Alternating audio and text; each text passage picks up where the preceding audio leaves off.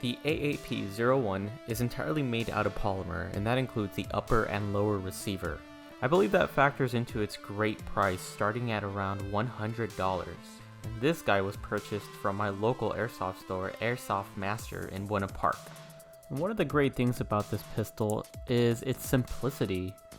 The only part that blows back is the bolt. And to access the inside of the gun, you simply press this tab and separate the two halves. Now you have access to basic maintenance or repairs.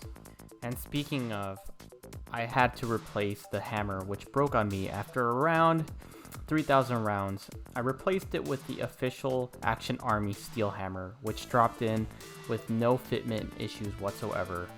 You can also drop in compatible Tokyo Marui G18C parts.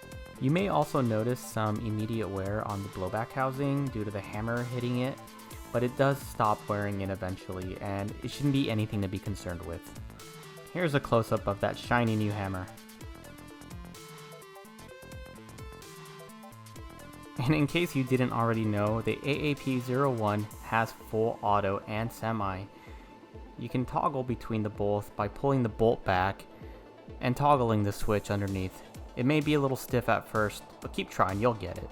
Another wonderful feature is that the orange thread was not glued on, thank goodness, and you can mount any 14mm counterclockwise accessory to the threads. Just be careful, they are made of plastic. And if your airsoft gun wasn't loud enough, you can thread this on it, just for good measure. Here's another example. You can go crazy with it, obviously. Very briefly, I did want to go over some magazine compatibility. You can use TM or WE G-Series magazines in this gun, as well as this behemoth, the Armor Works drum mag. It works perfectly, no issues whatsoever. And if you're using this as a primary, I highly recommend it. You can also tap it to HPA if that's your style, but I'm going to be running it with propane.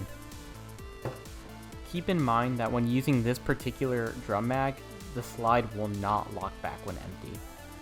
That's not really a deal breaker considering the drum mag holds around 400 BBs. Alright, let's take it outside and do a shooting test.